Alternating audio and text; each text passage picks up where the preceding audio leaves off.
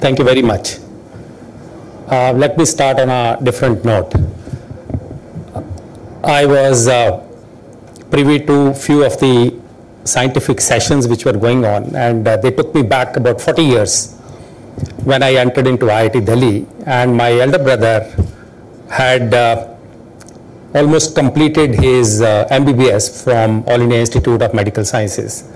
He later did his MD and DM in cardiology from there, and now he's in USA. Talk was being made that I need to be sensitized about the needs of the medical fraternity, and let me place it on record here before all of you that I belong to a family which is preponderant of medicos and hence need no sensitization on that front. Let me also say that at that point of time, about 4 decades ago, two of us, one in All India Institute of Medical Sciences and me in IIT Delhi, we were toppers. We both ruled over those two institutions. And as you know that there has always been a lot of competition in terms of intellectual caliber between these two different organizations. But let me say it with no hesitation that All India Institute of Medical Sciences always won in front of IIT for multiple reasons, and I would quote some of them. A, my brother was elder to me and he was smarter than me, so AIIMS had to win. B, the girls in AIIMS were definitely more beautiful than the girls in IIT. And C, on various fronts, first of all, the Gray's Anatomy was definitely a much bigger book than any of the books of engineering that I had to go through. Secondly, I still remember the thesis that my brother did, which is very impressive. And I will also tell my thesis, which is not that impressive, and hence here also AIIMS won. His thesis was something like percutaneous transluminal balloon angioplasty for the obstruction of suprahepatic inferior vena cava. How impressive. And mine was space vector pulse code modulation through thyristorized optocontrollers. I think AIIMS won. But I finally surrendered before AIIMS when I told it to my brother that actually engineering is based upon advanced mathematics, and one of the field of advanced mathematics is probability and statistics, which is based upon flipping of coins. And I told him that actually flipping of the coin was invented by a medical student, and he asked me how.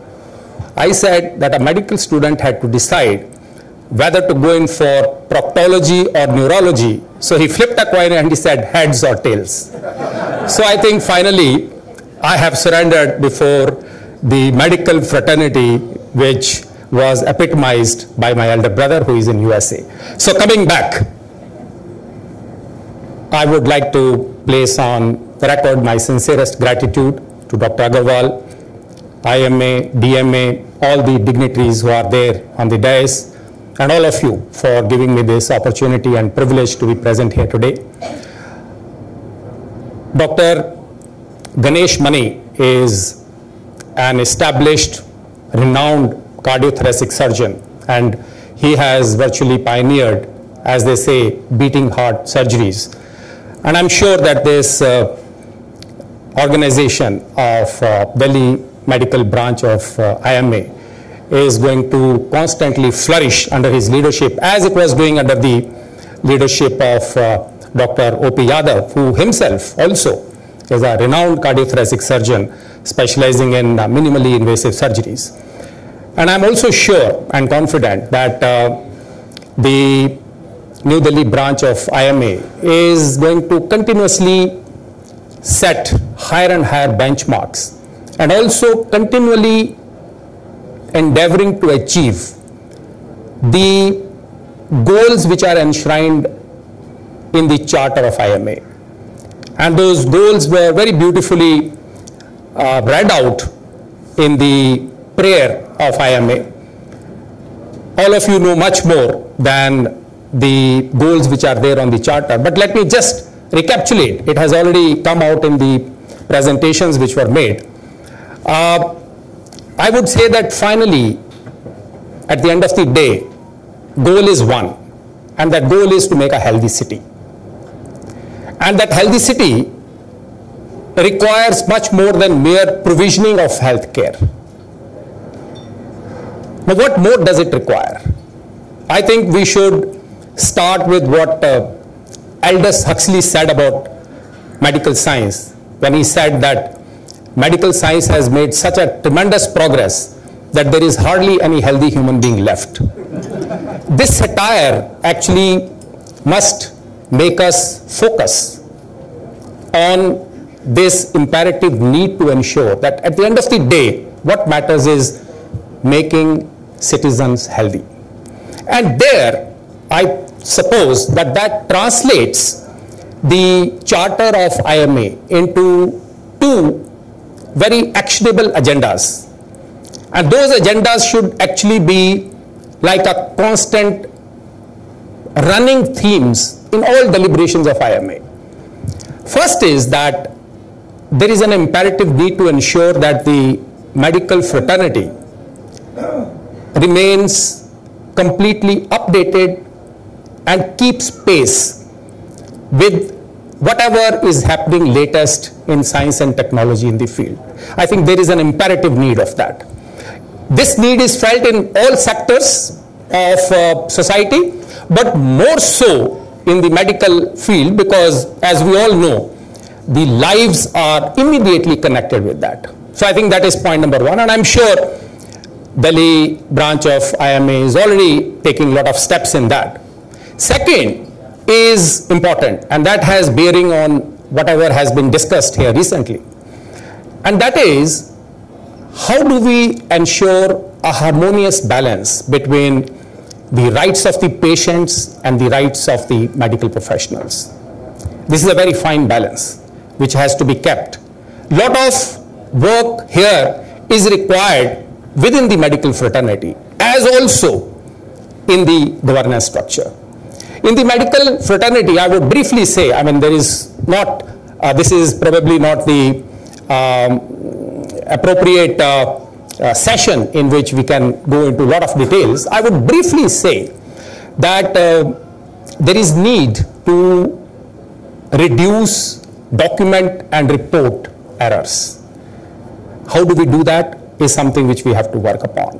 There is also need to ensure that this conflict of interest which many times crops up between the medical fraternity on one hand and the insurance companies and pharma companies on the other is curbed. And thirdly, I would say there is a need for an equitable sort of distribution of resources across various sectors.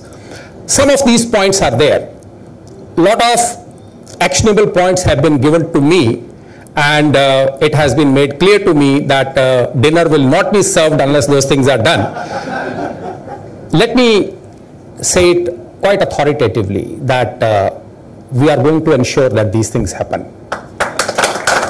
And we are going to have a very, very close interaction with the medical fraternity, and we are going to institutionalize in the form of some regular meetings in which the office bearers of IMA, DMA, and also the medical council, we can sort of have such interfaces with them so that we not only try to mitigate the problems which are being faced by the medical fraternity, that is one part of the whole story, but we can also take steps to ensure that Delhi becomes a model for the rest of the country to follow.